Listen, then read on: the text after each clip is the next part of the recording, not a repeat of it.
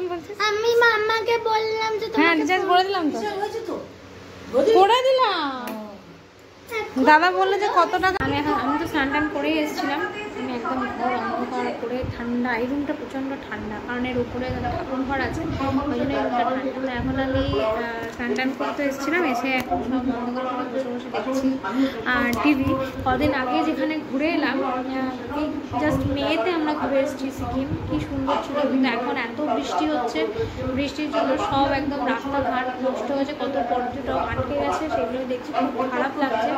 আসলে সিকিম আমার কাছে তো খুব ইমোশনাল জায়গা, আমি যতবার গেছি ততবার আবার আমার যেতে ইচ্ছে করে, এত সুন্দর জায়গা আর এত ভালো, কিন্তু এত মানে বিপর্যয় হচ্ছে, এত ক্ষয়ক্ষতি হচ্ছে, কোনবার মানুষরা নর্থ সিকিমের যে মানুষজন তারা কষ্ট পাচ্ছে, তো খুব খারাপ লাগছে। তারপরে দেখছিলাম অবশ্য অ্যাকচুয়ালি আমি পুরী রথযাত্রা দেখবো বলে খুললাম টিভি, যে যদি দেখতে পাই দেখায়, তো এখনও দেখানো শুরু হয়নি। আর আজকে তো এইটা দেখাচ্ছে, এখন দেখছি প্রচণ্ড বাজে অবস্থা। জলপাইগুড়িতেও জল ঢুকে গেছে নাকি, এত মানে তিস্তার জল বেড়ে গেছে, জলের পরিমাণ এত বেড়ে গেছে যে সিকিমের বাজে অবস্থা।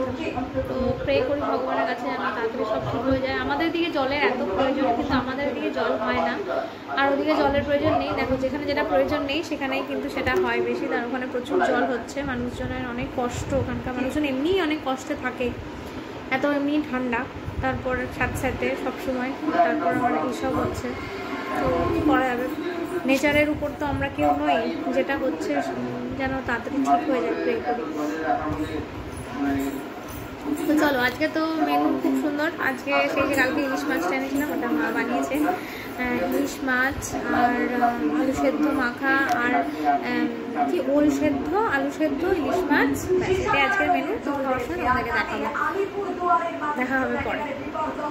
আমাদের এখানে খুব সুন্দর কিন্তু রথযাত্রার মেলা হয়, ঠিক আছে, দুর্গাপুরের চিত্রালয়ের মেলা। কেউ যদি দুর্গাপুর থেকে দেখছো আমাকে, তাহলে তারা নিশ্চয়ই জানো। আর আজকে আমরা ওখানে যাবো বলে ঠিক করেছি, যদি বিকালবেলা ঝড় বৃষ্টি কিছু না হয় তাহলে যাবো রথ টানতে, মানে রথ টানবো, আর দেখাবো তোমাদেরকে আমাদের চিত্রালয়ের মেলা কত বড়, আর অনেক বড় মেলা হয়, আর প্রচুর ভিড় হবে আজকে আশা করি, কারণ আজকে সানডে, তারপর আবার রথ, তো বৃষ্টি না হলে নিশ্চয়ই যাবো।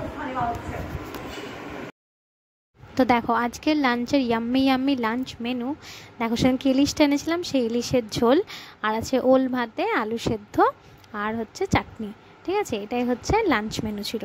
কি যে তৃপ্তি করে খেলাম কতদিন পর মায়ের হাতে, মানে কি বলবো, যাচ্ছে না। আমার মেয়েকে বলেছিলাম, মানে আমার মেয়ে আর আমারই যাওয়ার কথা ছিল, কিন্তু আবার হঠাৎ বলছে না আমি যাব না, তুমি যাও।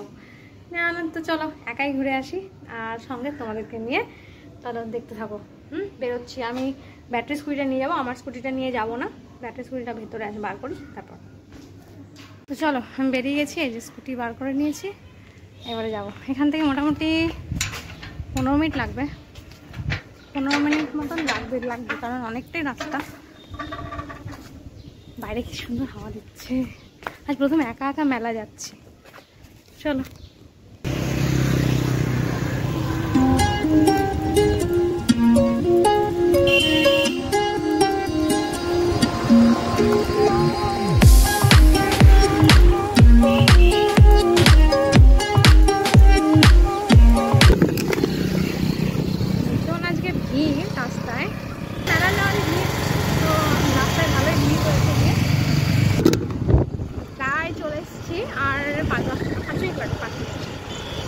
পৌঁছে যাই।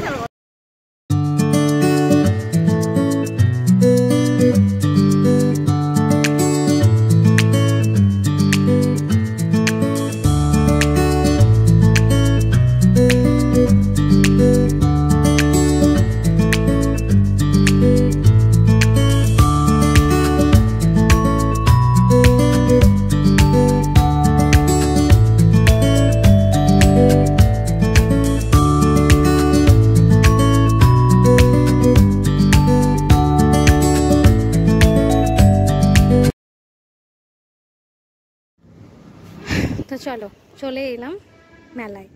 এখানে দাঁড়িয়ে, এটা কিন্তু মেলার বাইরের রাস্তাটা, এখানে দাঁড়িয়ে দাঁড়িয়ে সবাই কিন্তু কিসের অপেক্ষা করছে বলো তো?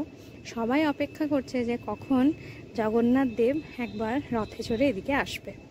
আরে ওই দূর থেকে রথ নিয়ে আসছে, কিন্তু এখানে অনেকক্ষণ অপেক্ষা করার পর আমি কিন্তু ভেতর দিকে চলে গেছিলাম, কারণ এখানে দাঁড়িয়ে দাঁড়িয়ে মানে দেখতেই পাওয়া যাচ্ছিল না যে কত দূরে, তাহলে বোঝো কতক্ষণ সময় লাগবে। তার থেকে আমি ভাবলাম যে ঠিক আছে ভেতরে যাই, ভেতরের দিকে গিয়ে ভেতরে যখন আসবে তখন ওখানেই আমি দড়ি টেনে নেবো আর ওখানেই দেখে নেব, ততক্ষণ আমি ভেতরটা ঘুরি। তো চলো ভেতর দিকে যাচ্ছি, তোমাদেরকে ভেতরটা দেখাই। আর ভিড় তো তোমরা চোখে দেখতেই পাচ্ছ যে কতখানি ভিড় আছে, মানে ভিড়ের কি বলবো, মানে জনসমুদ্র মনে হচ্ছে। আর ঢুকতেই দেখো কি সুন্দর সুন্দর ফুলের স্টিকগুলো, দেখতে কি ভালো লাগছে। আচ্ছা, তারপরে আবার এই ফুলের স্টিকের পরেই সুন্দর সুন্দর আবার ব্যাগ। এসব দেখলে তো জানো মেয়েদের একটু দুর্বলতা আছে এসবের দিকে, তো দেখে তো লোভ লাগছিল খুবই, কিন্তু এদিকে পকেটেও টান আছে, আবার ব্যাগের প্রয়োজনও এখন নেই। তো তোমাদের সঙ্গে কিছু কিছু জিনিস আমি শেয়ার করেছি, সব পুরো মেলাটা তোমাদের সাথে শেয়ার করতে পারবো না, কারণ অনেক বড় মেলা, আমি তো পুরো ঘুরে শেষ করতেও পারিনি। আর এই দোকানটা দেখছো কি সুন্দর, জানো না কত রকমের যে চিরুনি রয়েছে তার কোনো ঠিক নেই। আমার একটা ব্যাগের দোকানে চলে এসেছি, কতগুলো যে ব্যাগের দোকান বসেছে তাই আমি 4-5টা দেখলাম, এখনও তো কতগুলো ছিল তার ঠিক নেই, খালি ব্যাগই ব্যাগ, কত রকমের ব্যাগ জানো তো। তারপরে এখানে চলে এলাম, এটা হচ্ছে মেন যেখানে হচ্ছে মানে জগন্নাথকে নিয়ে এসে জগন্নাথ বলরাম আর সুভদ্রার যে মূর্তিটা সেটা রাখা হবে। এই যে প্যান্ডেলটা করা হয়েছে এখানেই, কিন্তু এই 1 সপ্তাহ ধরে এখানে বিভিন্ন ধরনের প্রোগ্রামও হয়। আর এই এর পাশে যে জায়গাটা রয়েছে এখানে থাকবে হচ্ছে ওই বড় রথটা, ঠিক আছে, রথটা নিয়ে এসে এখানে রাখা হবে। তো আমি ওই বড় রথটা তো মানে আমার দুর্ভাগ্যবশত আমি তো দেখতে পাইনি, কিন্তু একটা ছোট রথ আমাদের এখানে এক স্কুল থেকে অ্যারেঞ্জ করা হয়েছিল, সেটা কিন্তু আমি দড়ি টেনেছি, দেখেছি, তো সেটা দেখতে পেয়েছি। তো চলো তোমরাও দেখতে থাকো, মেলা দেখতে তো কার ভালো লাগে না বলো।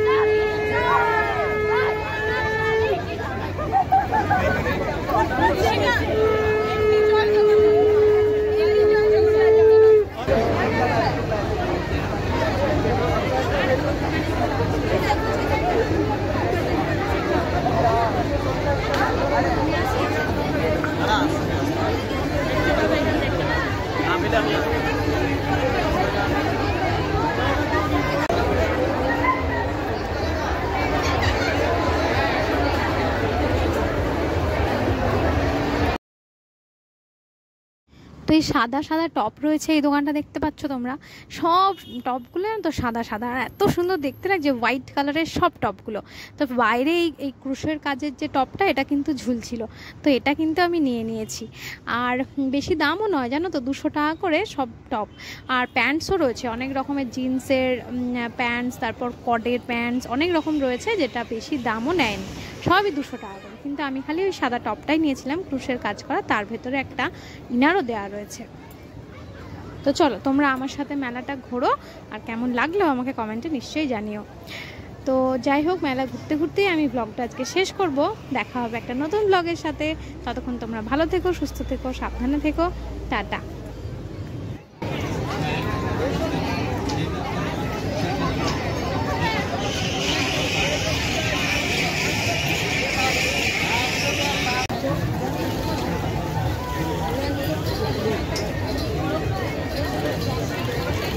এই কড়াইগুলো কত গো?